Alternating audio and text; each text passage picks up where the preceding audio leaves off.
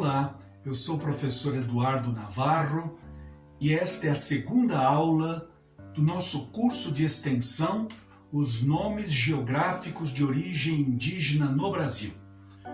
Nós vamos começar a aula de hoje apresentando os padrões morfológicos mais comuns dos topônimos que têm origem no Tupi Antigo ou nas línguas gerais coloniais.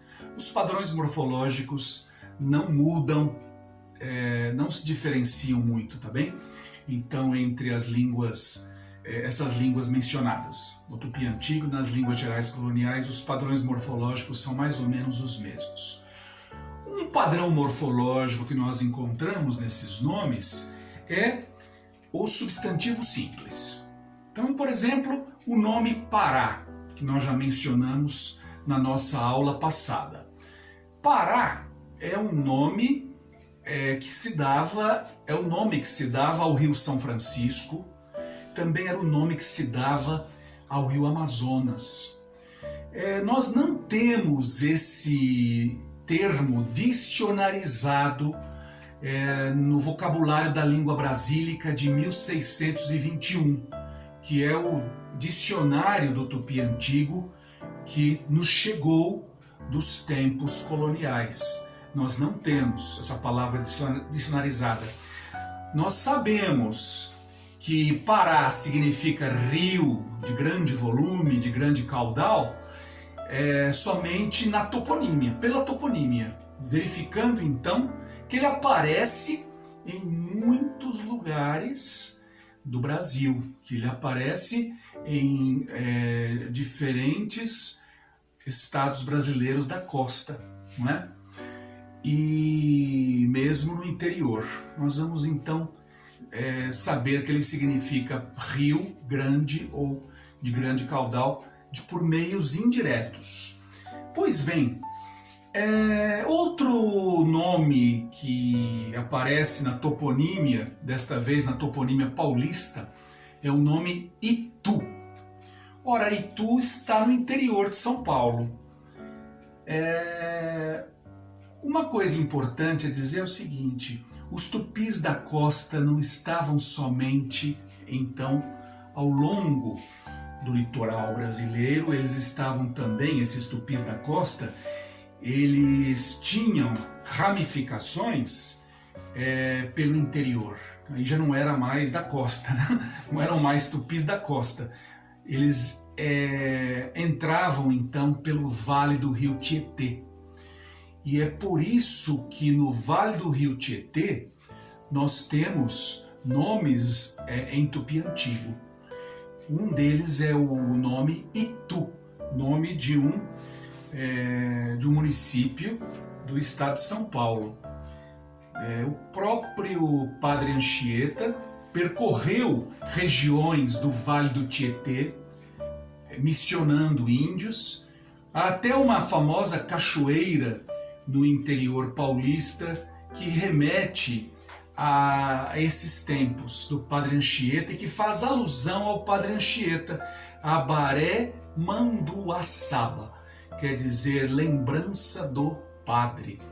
É uma história que ocorreu então naqueles tempos coloniais, no século XVI, que vai dar assim conta de que o Padre Anchieta teria ficado submerso no rio durante mais de meia hora e teria sido resgatado com vida, e então a cachoeira ali se chama Abaré Manduaçaba. Bom, vamos prosseguir. Itu, então, é uma palavra simples, é um substantivo simples, não tem composição, tá bem?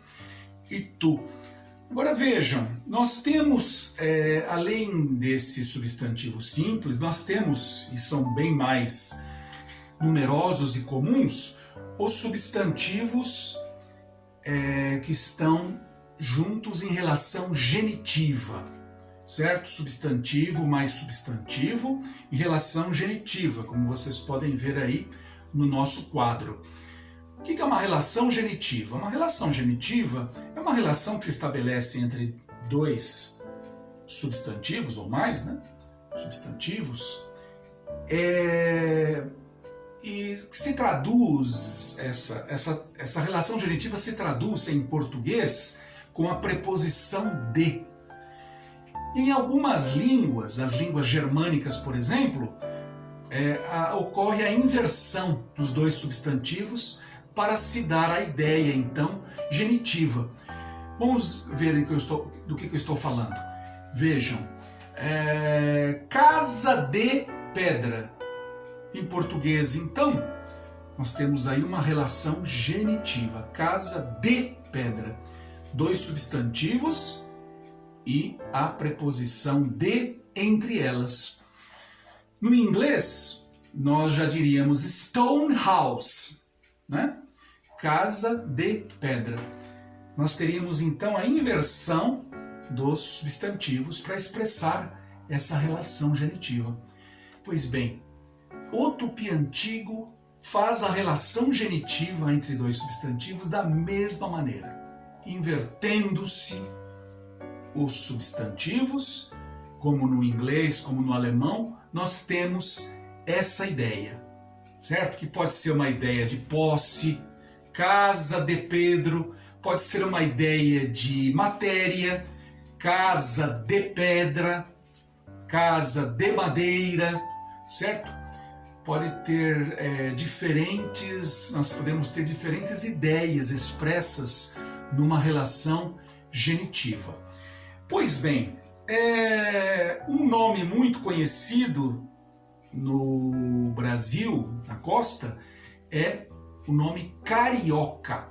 Carioca não é somente o designativo de quem nasce na cidade do Rio de Janeiro. Carioca originalmente é nome de uma aldeia, como já falei para vocês na aula anterior.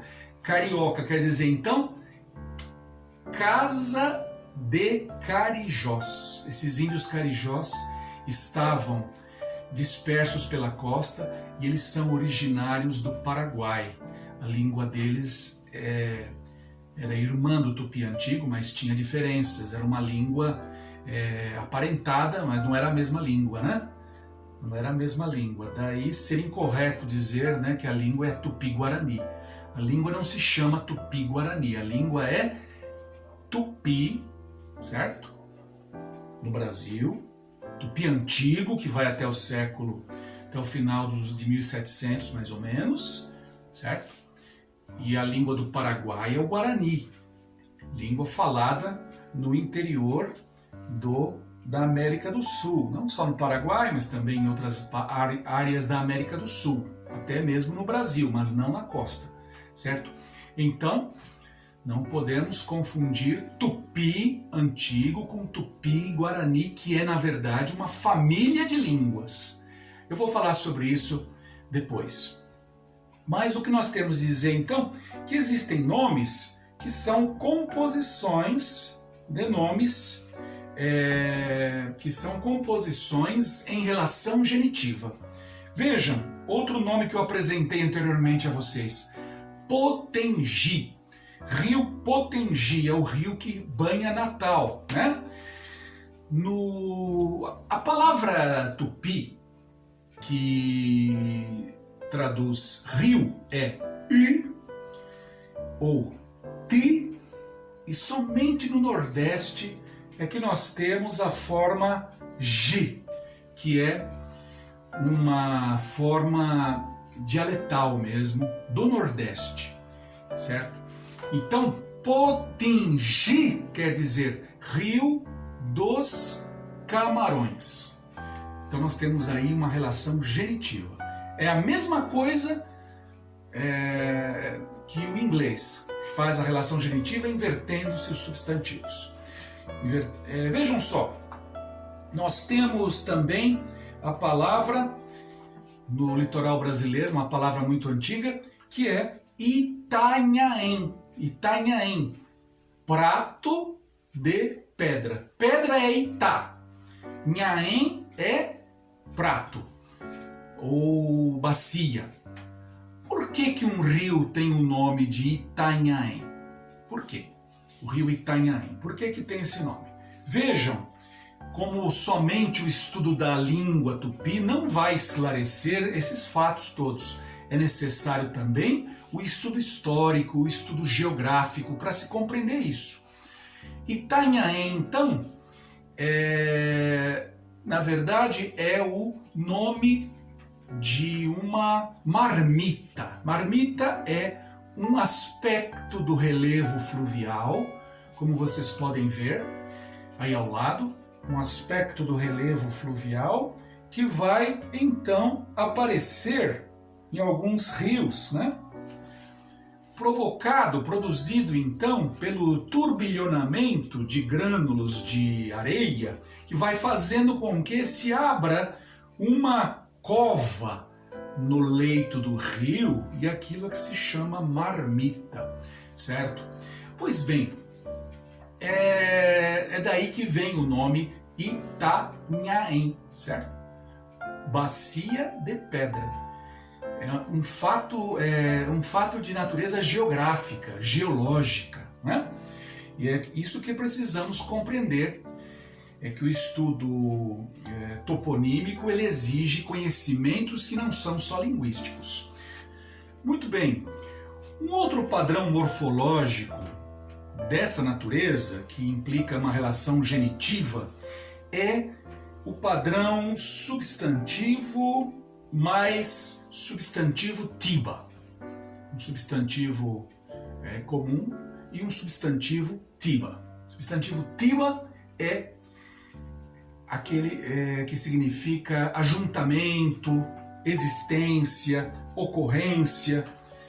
Então nós vamos encontrar muito esse padrão no Brasil, principalmente na costa e nas regiões que foram colonizadas pelos paulistas na dita Paulistânia, não é? Vejam, Araçatiba, ajuntamento de Araçás, certo? Esse U é um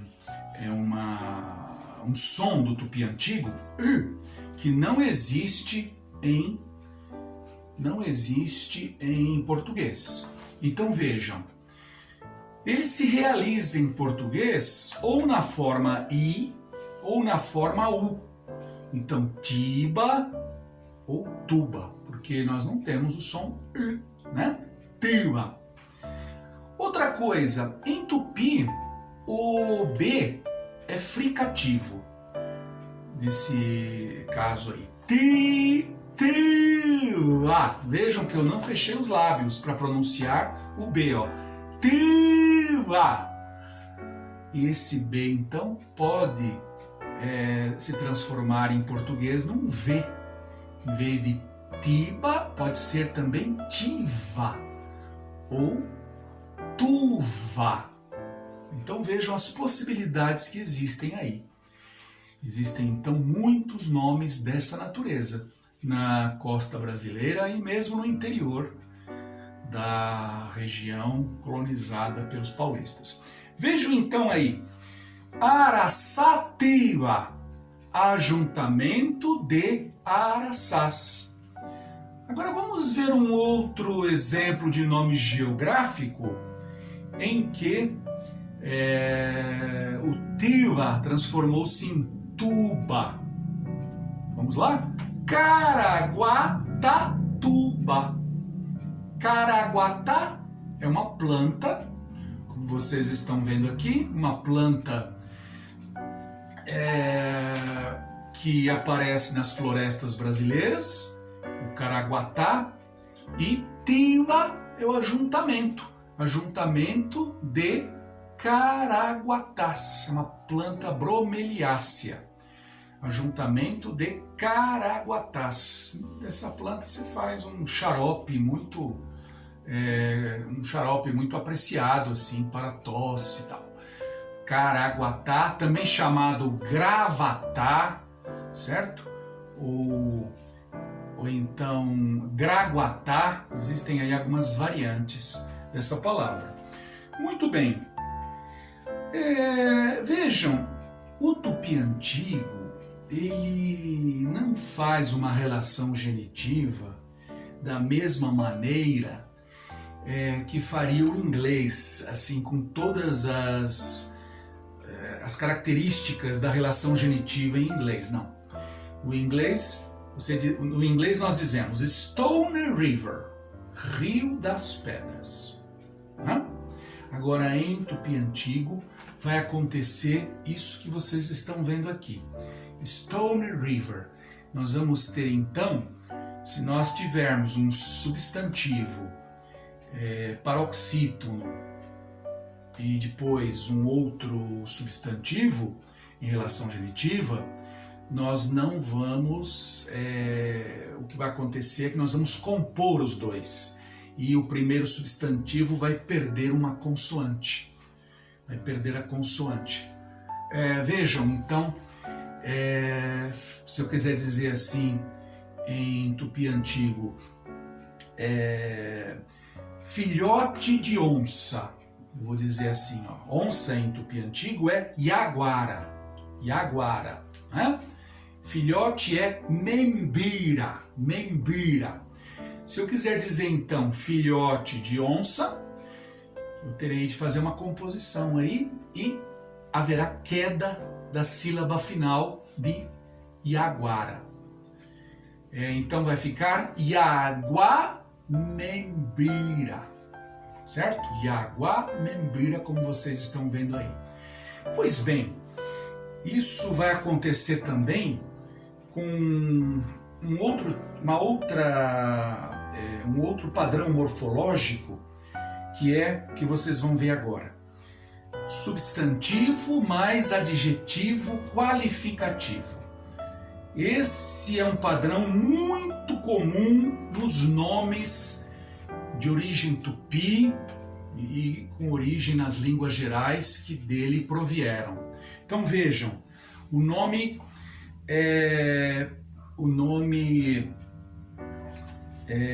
Pará.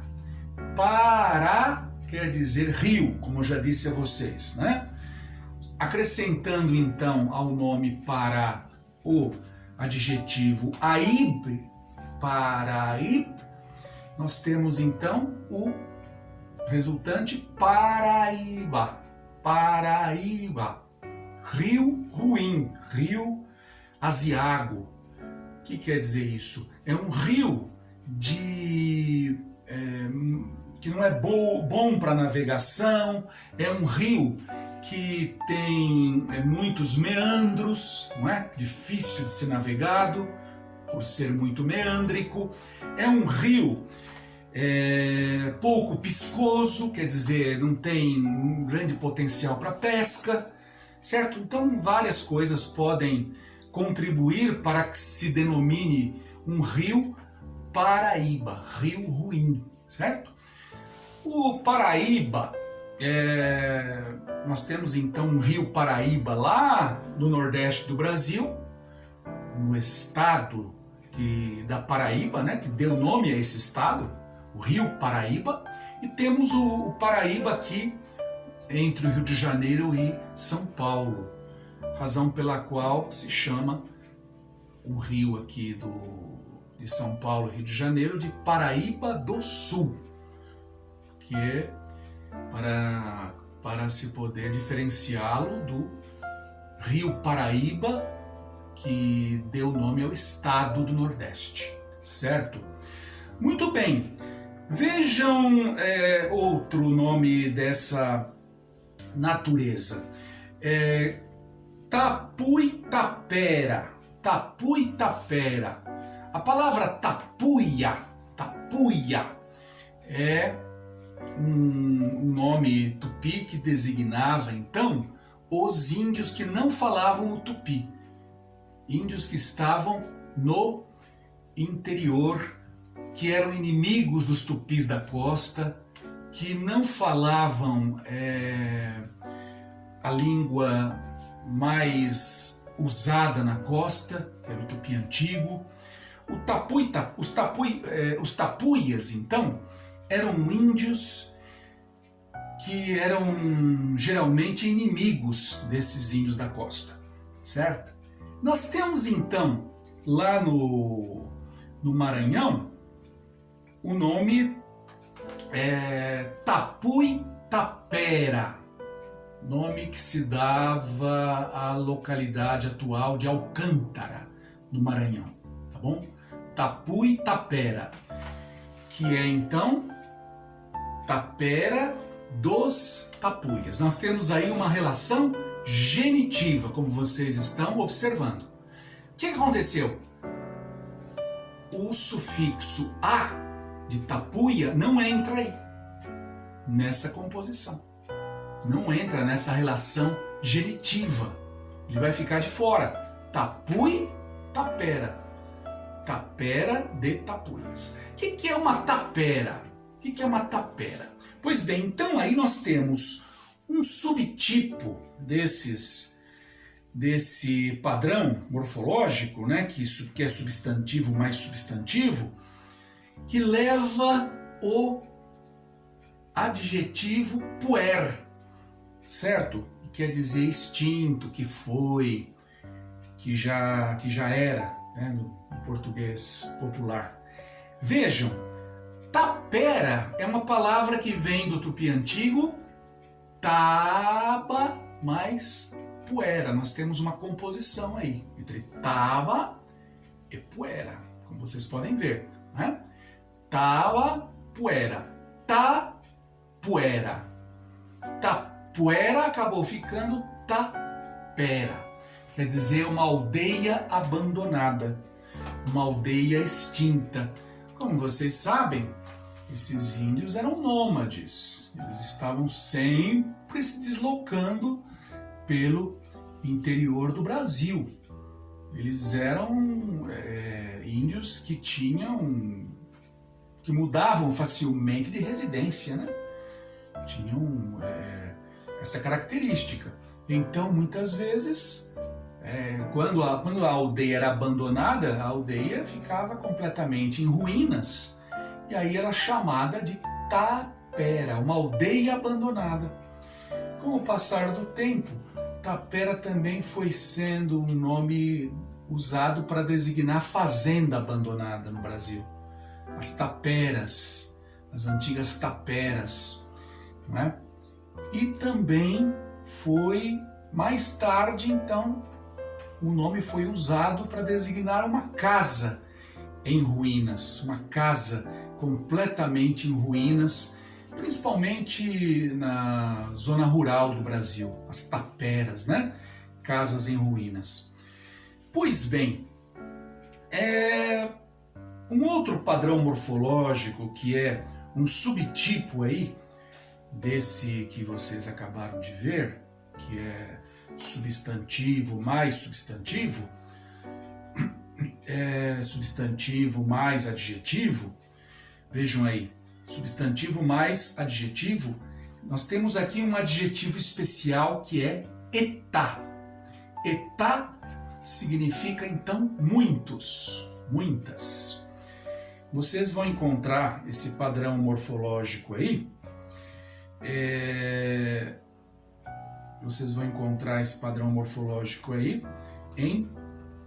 no nome, por exemplo, Paquetá. Paquetá, um nome muito antigo de uma ilha, né, do Rio de Janeiro, que significa então muitas pacas. Muitas pacas.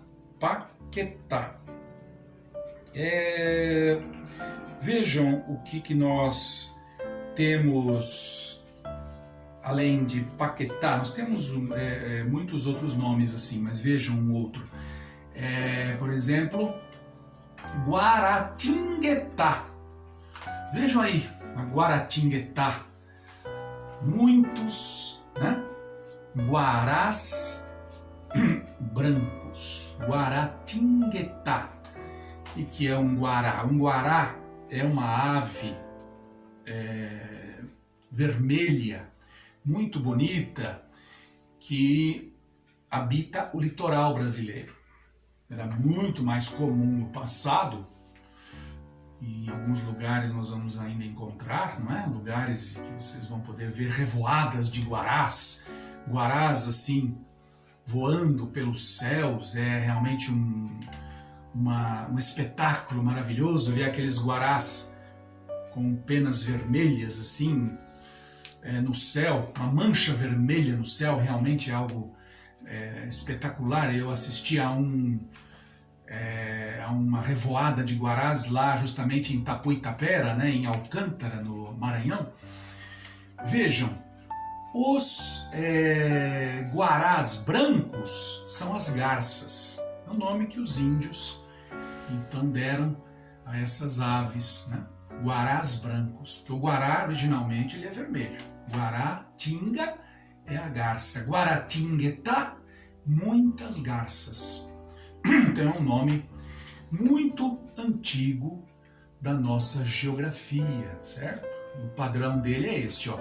Guaratinga, quer dizer, substantivo, guará, tinga, substantivo, adjetivo, né? Branco, ting, Guaratinguetá, que é um outro adjetivo que significa muitos, muitas garças ou então muitos guarás brancos. Entenderam? Muito bem.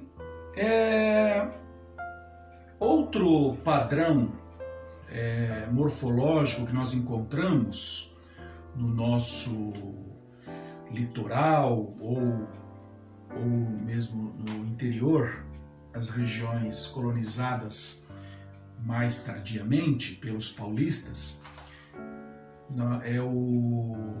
o padrão que nós encontramos é o de substantivo mais verbo mais o sufixo nominalizador sab ou ab, mais a marca argumental ou sufixo nominalizador a.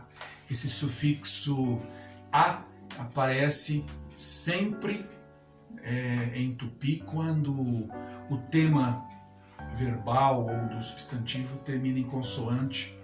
Então não pode realmente um substantivo em tupi aparecer sem vogal. Todos os substantivos em tupi terminam em vogal. Se o tema deles não inclui a vogal, nós vamos acrescentar o a. Muito bem, vejamos então aí o nome Paranapiacaba. Paranapiacaba é o antigo nome da Serra do Mar. É um nome que aparece desde o século XVI, nos documentos quinhentistas. E esse nome se compõe de Paranã, que em tupi antigo significa mar,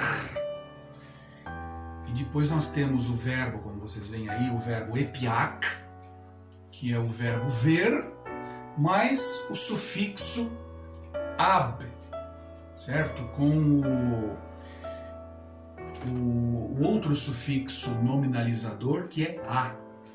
Então, resultando então em Paranapiacaba, lugar de ver o mar.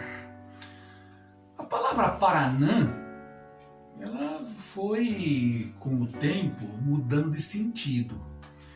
Vocês vão encontrar, inclusive, o nome de um estado brasileiro que provém dessa palavra, Paranã, mas não significando mais mar, certo? Essa palavra Paranã, na língua geral paulista, dos séculos 17 e 18, mudou de sentido, passou a significar rio. E daí, quando os paulistas chegam ao interior da América do Sul, descobrem o rio Paraná, certo? Esse rio, esse grande rio, foi então ele que nomeou o estado do Paraná, certo? Então, na verdade, Paranã significa, originalmente no tupi antigo, mar, mas na língua geral paulista, nos séculos seguintes ao século XVI, né, no 17 ou no 18, nós tivemos a mudança de significado. Entenderam? Muito bem. Então, Paranapiacaba é o antigo nome da Serra do Mar. Nós encontramos muitos nomes desse tipo no Brasil, com esse padrão morfológico, aba. Por exemplo, um nome que está na língua geral paulista, Sorocaba. Vocês podem ver aí na imagem o que significa Sorocaba. Sorocaba vem do verbo tupi sorok, que quer dizer rasgar, e aba, que quer dizer, é um sufixo, né? São dois sufixos aí, o ab mais o a, final, aba. São sufixos que designam juntos, então, lugar. Podem ter outras ideias também, né? Quem estuda tupi antigo sabe o que significa isso direitinho, mas o sentido que nós vamos encontrar na toponímia, né, é lugar. Sempre que vocês encontrarem então um ava, ou também ava, né? Pode ser ava, pode ser aba, isso aí significa lugar. Pode ser também a forma saba, porque o sufixo originalmente é sab, tendo também a forma, o alomorfe, né? Ab. Saba, pode ser sava. Sempre que encontrarem isso na toponímia, saibam que isso significa lugar, lugar de alguma coisa. Então vejam exemplos desses nomes que tem ava, ou aba, ou saba, né? Um exemplo que nós já acabamos de ver aí, Sorocaba, mas nós temos outros e muitos outros assim. Por exemplo, Piracicaba. Piracicaba é um nome da língua geral paulista, que tem os mesmos padrões morfológicos do tupi antigo, como eu já disse para vocês, né? Piracicaba significa então chegada dos peixes. Piracicaba, lugar de chegar dos peixes. Então vejam, sic em tupi é o verbo chegar, é o verbo chegar. E aba, lugar, lugar de chegar, ou a chegada dos peixes. Isso aí, como vocês podem ver na ilustração, é nome de uma cachoeira, de uma queda d'água que aparece lá na cidade de Piracicaba, né? Que aparece lá no rio Piracicaba e que remete justamente ao fato da desova dos peixes, os peixes que sobem o rio para desovar. Esses peixes, então, ao chegarem ali na barreira que eles encontravam, naquela cachoeira, eles pulavam para a parte de cima, não é? E eram vistos pelas pessoas. E as pessoas podiam ver, então, os peixes migrando, os peixes pulando, saltando ali. E daí o nome Piracicaba, lugar da chegada dos peixes. Entendem? Muito bem, então são muito comuns esses nomes em aba, saba, às vezes até formas nasalizadas como indaba, indava, certo? Na toponímia brasileira. Esse é um padrão morfológico bastante importante na nossa toponímia. Finalmente, um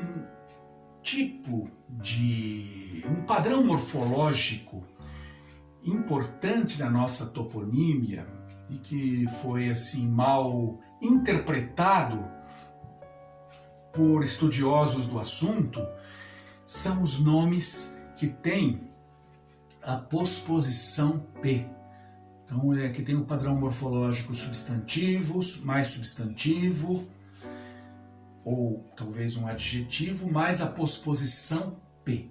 Bom, pois bem, em tupi não existem preposições. Em tupi existem somente posposições. Então eu digo assim, por exemplo, da casa, né? Oca Suí. Suí é uma posposição. Eu saí da casa. Ixé Assem Oca Suí. Certo? Suí, então, é uma posposição.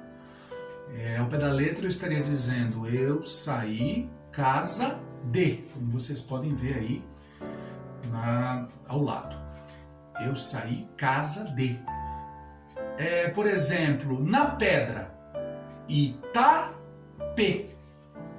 Literalmente, quer dizer então pedra em. Ou também pode significar para, né? Para a pedra. Então, Itapê, pedra para. Não existem preposições em Tupi Antigo, certo? Nós vamos encontrar muito esses nomes no litoral. E o porquê que um nome, por exemplo, o nome de um estado brasileiro, Sergipe. Sergipe tem essa morfologia aí, ó. Seri-gi-pe. No Rio dos Siris. Agora a pergunta que eu faço, por que que um nome leva um em aí?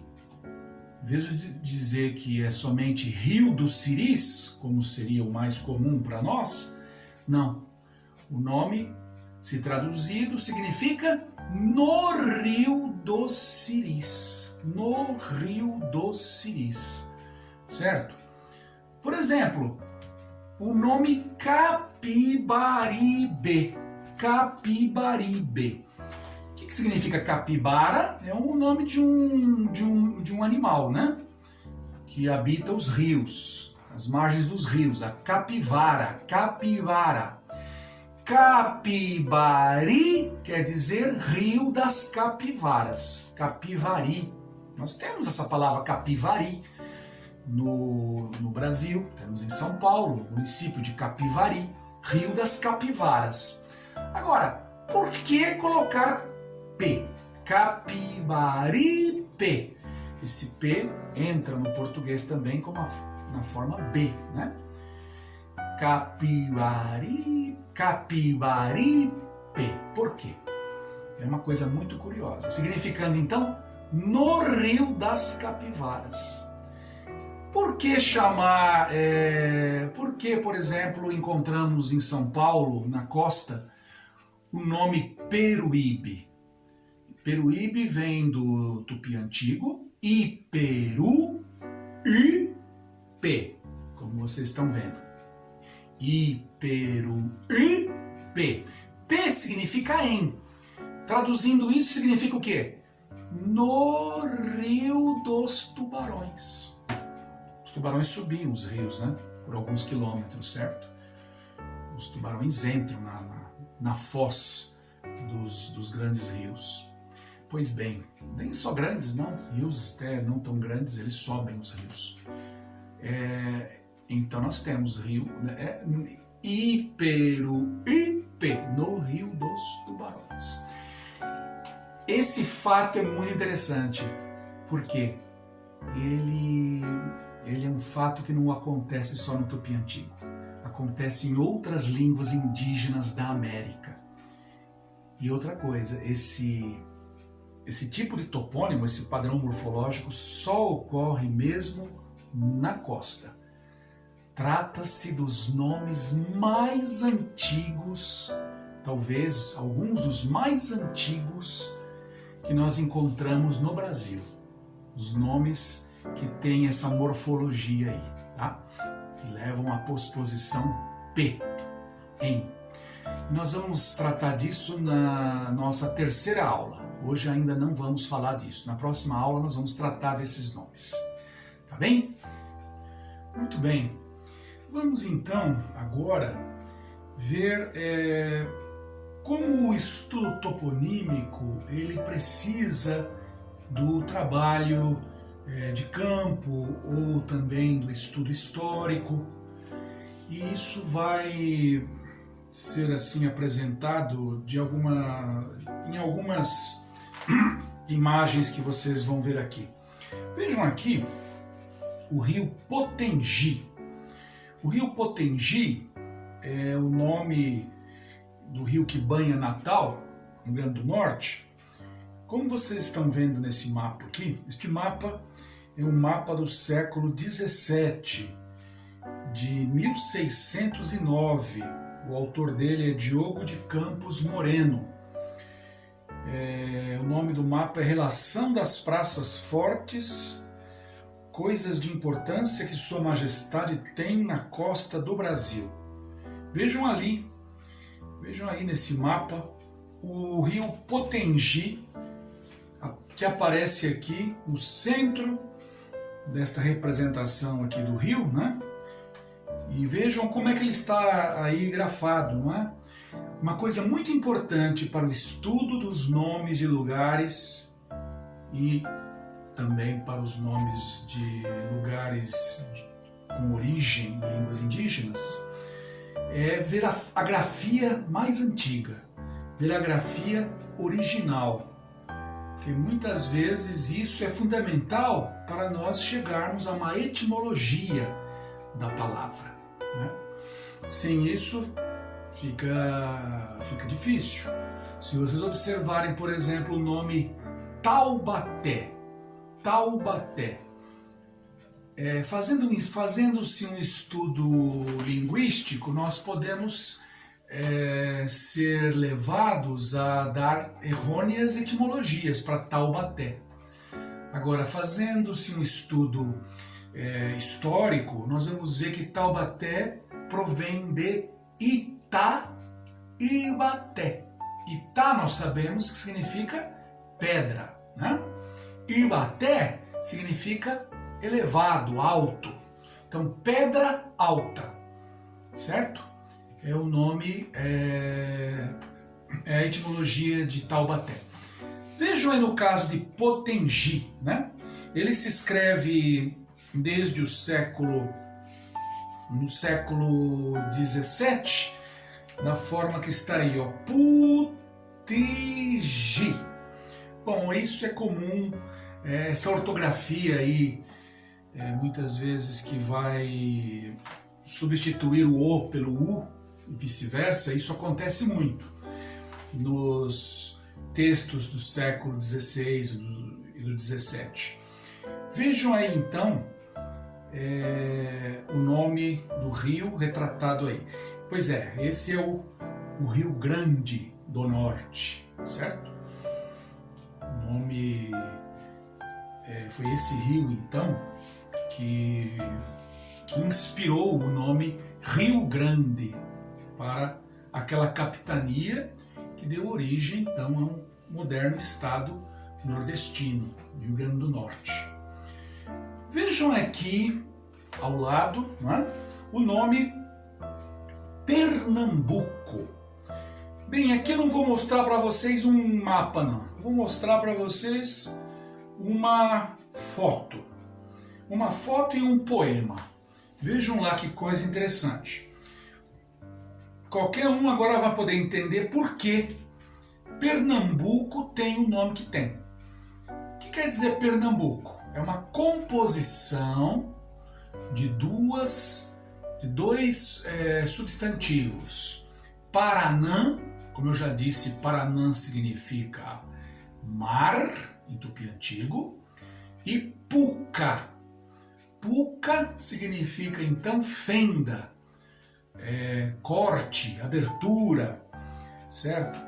Vejam então nesta foto ao lado o porquê esse nome foi dado. Vocês têm aí uma barreira de Recife, Recife de coral. O Recife é um ajuntamento de materiais de natureza calcária que ao longo de milhões de anos, né, esse material foi se depositando em determinados locais e foi então ficando ali concretado, né, esse material. Como vocês estão vendo aí uma parede de um recife. A palavra recife, que entrou para o português, veio do árabe. Em árabe, racif significa plataforma. Se vocês forem a um país árabe que tenha trens, vocês vão ver que a plataforma do trem em árabe é o Racif, Al-Racif, A-Racif, né? Não é Al-Racif. É porque essas palavras que começam com R aí não aceitam Al, né? Vocês vão ter uma reduplicação aí do R. A-Racif. Então vejam, vocês estão vendo aqui nesta foto algumas aberturas que acontecem nessa parede do Recife. E é justamente essa abertura, essa fenda que aparece nessa parede, nessa plataforma aí, que os índios chamaram de Paranambuca. Por que aconteceu isso com o P? Por que o P se transformou, se distendeu em B? Isso porque nós temos uma nasal antes, Paranã. Então o an, sendo nasal, vai levar à distensão oral, né, da próxima consoante. A consoante seguinte, P, ela vai começar nasal e se distender para oral. Então fica B, Paranambuca. Mas os termos que estão aí presentes são esses dois, Paranã e Puca. Vocês devem saber o que é uma arapuca. Uma arapuca, né? É uma fenda de pássaro, por onde o pássaro entra. É uma armadilha para pássaro que o prende, então, fazendo com que ele entre por uma fenda, por uma abertura que está aqui, e aí ele fica preso naquela grade. Isso é uma arapuca. Vejam aí um poema do século XVII, a primeira obra, aquela que inaugura o barroco brasileiro. A obra que inaugura o barroco no Brasil, a Prosopopeia de Bento Teixeira. Vejam um poema que aparece aí nessa epopeia, que fala da etimologia de Pernambuco, e é muito bonito. Então vejam que nós temos de nos servir de várias coisas, de documentos antigos, de mapas e mesmo de visitas em loco. Se não for possível fazer uma visita em loco, pelo menos ver uma foto do local para nós sabermos o que é que aquilo significa, né? O que é que aquele nome indígena significa. Vejam lá então. Em meio a esta obra alpestre e dura, uma boca rompeu o mar inchado, que na língua dos bárbaros escura, Paranambuco de todos é chamado. A palavra Paranambuco veio de Paranambuca. Então nós temos que tomar cuidado quando estudamos topônimos, nomes de lugares. Precisamos ver, não é? Não só precisamos ver realmente de onde aquele nome veio, qual é a forma mais antiga. Nós já estamos vendo então aqui que a forma está alterada, de Paranambuca para Paranambuco. Mas Paranambuco é uma forma mais antiga que Pernambuco. Então precisamos retornar para as formas mais antigas até chegarmos aos étimos que estão presentes naquele composto, naquela composição, né? De Paranã, que é mar. Puca, rotura. Rotura é fenda, rasgadura. Feita com fúria desse mar salgado, que sem no derivar cometer míngua, cova do mar se chama em nossa língua. Que coisa bonita, não é mesmo? Cova do mar, ou sendo mais precisos, fenda do mar, se chama em nossa língua. Bento Teixeira, um poeta do início do século XVII, que está publicando essa obra, Prosopopeia, e então, esses versos servem também de documentação para nós que estudamos os nomes da geografia brasileira, nomes de origem indígena. Vejam agora um outro nome cuja etimologia ficou assim séculos sem ser conhecida.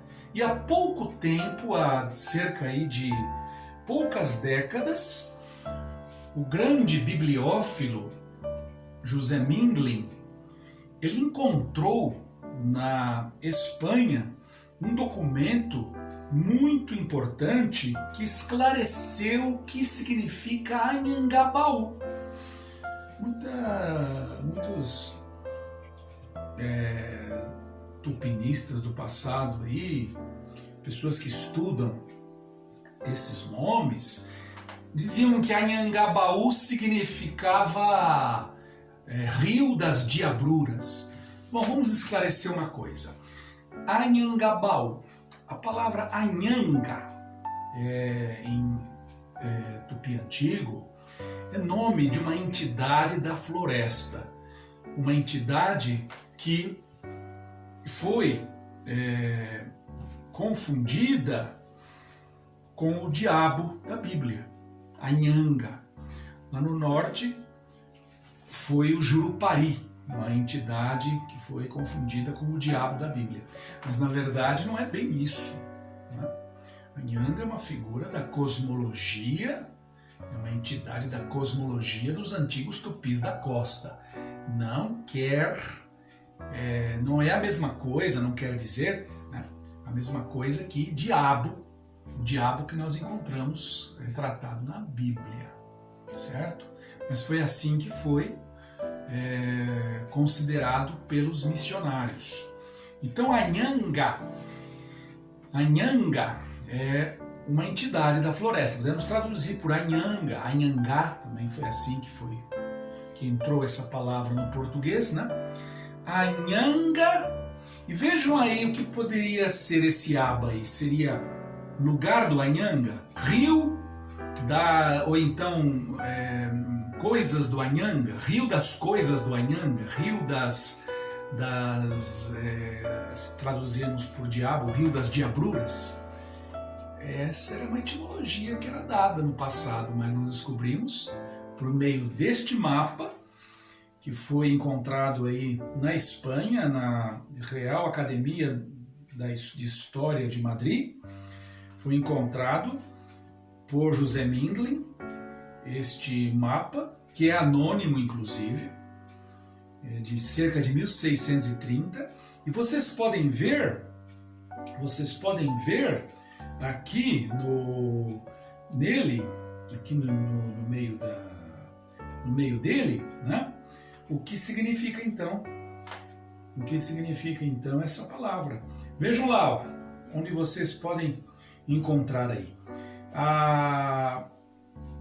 Ao alto, bem ao alto à esquerda, que é vocês vão encontrar aí Anhangabaú. E aí embaixo está a etimologia dada pelo autor do mapa. Nós não sabemos quem foi. Água do rosto do diabo. Água do rosto do diabo. Vejam então aí. Na verdade, o que está aí em composição, como vocês podem ver, é Anhanga Oba. Anhanga, que quer dizer então o Anhanga Oba, rosto, em tupi, Toba, Robá, Sobá, Oá, somente, rosto, e quer dizer rio, ou água, água do rosto do Anhanga, ou do diabo. Por quê? Os índios acreditavam talvez que aquela água fosse a água que ele teria produzido com o seu choro, ou tendo chorado ali, ou então ele lavou o rosto ali, água do rosto do diabo, água da cara do diabo, certo? Então nós vamos ter aí a etimologia que nos vem de um documento antigo do século XVII e vai esclarecer uma dúvida que nós tínhamos, que houve durante séculos, não se sabia o que significava isso, né? Os estudiosos do século XIX, do século XX, não souberam o que isso significava. Tivemos de esperar até a descoberta desse documento para podermos dar a etimologia correta de Anhangabaú. Vejam então aí um outro documento que temos aqui, um mapa. Aqui já é um topônimo de etimologia fácil e que é bem tranquila a etimologia dele. Paranapiacaba. Paranapiacaba não é o nome de uma vila que é um distrito de Santo André somente. Esse nome foi dado no século XX para essa vila, que é um distrito de Santo André, município do estado de São Paulo. Paranapiacaba é um nome muito antigo, que antes de os ingleses construírem a estrada de ferro que transportou o café para o Porto de Santos, né? Essa estrada de ferro que descia a Serra do Mar, que desce ainda, né? A Serra do Mar. Antes deles fazerem isso, antes de os ingleses virem para o Brasil no século XIX para construir essa estrada de ferro, o nome já existia. O nome dessa vila originalmente era Alto da Serra. Mais tarde é que se mudou para Paranapiacaba, mas na verdade o nome não foi dado por índios. Dessa vila não. O nome que foi dado pelos índios foi, né, o nome original da Serra do Mar. E vejam então, Paranapiacaba, em Tupi Antigo, lugar de ver o mar. Os portugueses traduziram por Serra do Mar. Ou então deram eles próprios, né, um nome sem traduzir, Paranapiacaba, né? Não vou dizer que é um decalque de Paranapiacaba, porque não é. Mas é parecida, né? Parecido o nome. Vejam aí então nesse mapa, a primeira linha, vocês vão poder ver. Serra de Paranapiacaba. Quer dizer, né? Quer dizer, donde se vê o mar. Muito bem. A Serra do Mar, ela vai ainda conservar esse nome num trecho do estado de São Paulo e do norte do Paraná. Vai conservar esse nome ainda de Paranapiacaba, certo? Então vejam a importância do estudo cartográfico, do estudo geográfico, do estudo histórico, para nós conhecermos o que os nomes em línguas indígenas significam. Outro nome cuja etimologia muita gente errou, inclusive o Antenor Nascentes, um filólogo de meados do século XX, Antenor Nascentes, ele vai dizer que carioca significava casa dos caraíbas, dos brancos. Está errado. Caraiboca. Caraiboca daria casa dos caraíbas, casa dos cristãos, dos portugueses, mas carioca não significa realmente isso. Vocês vão encontrar esse topônimo explicado num texto de Anchieta. Vejam aqui ao lado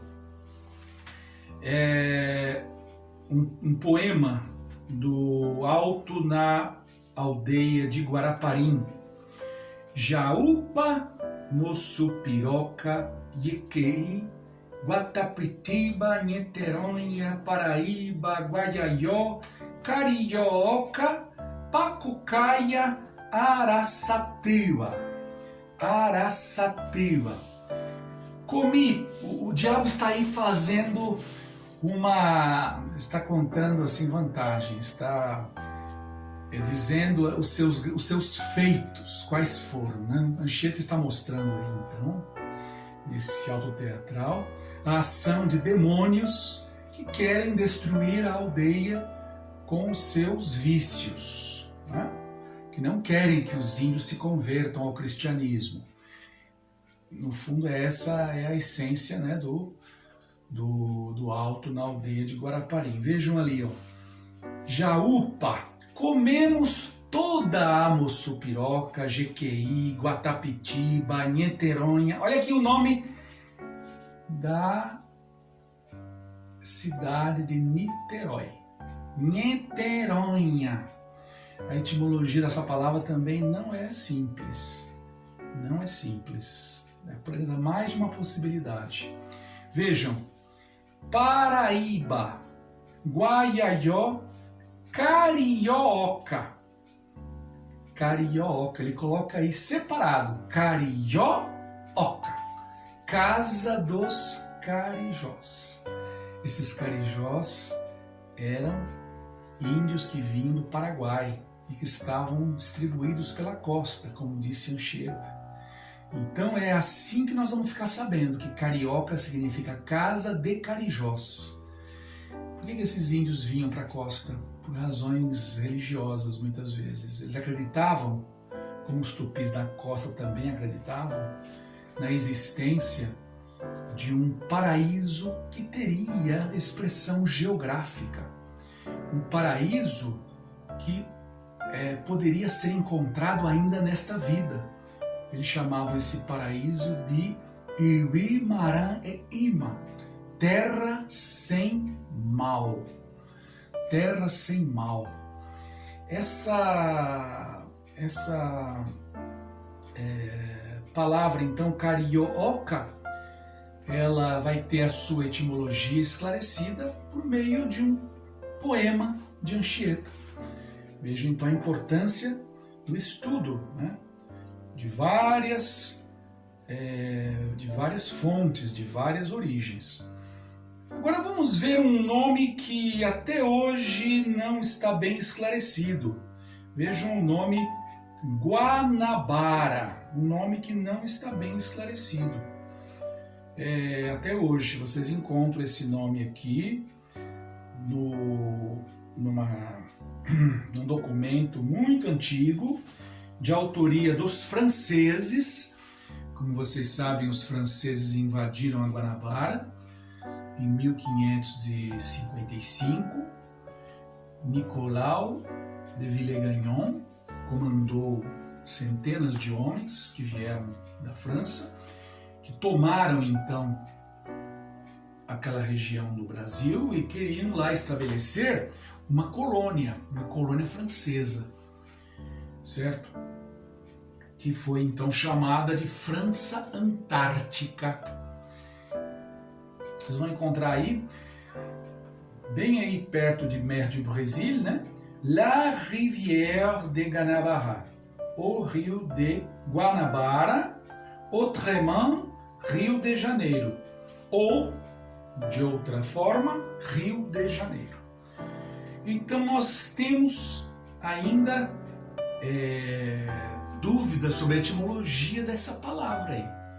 Os franceses dizem que seria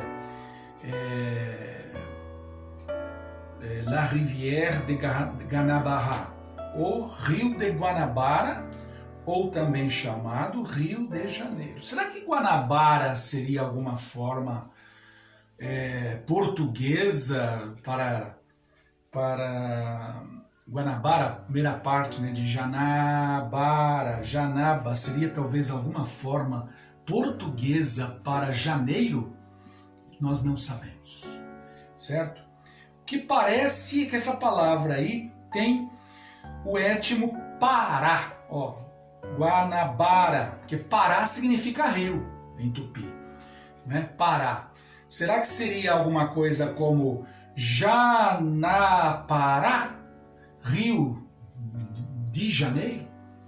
Será que é uma palavra que foi criada aí para traduzir janeiro, ou é uma palavra que tem uma outra etimologia exclusivamente indígena mesmo, que não tenha nenhuma palavra portuguesa aí de permeio. Isso nós não sabemos.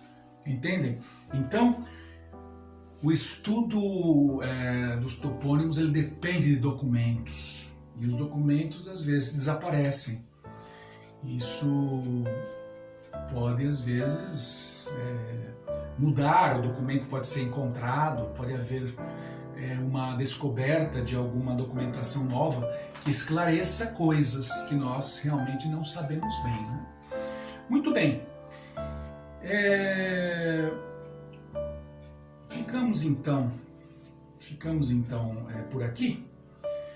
E na próxima aula vamos abordar uma outra categoria de topônimos muito interessante, que são os topônimos em P.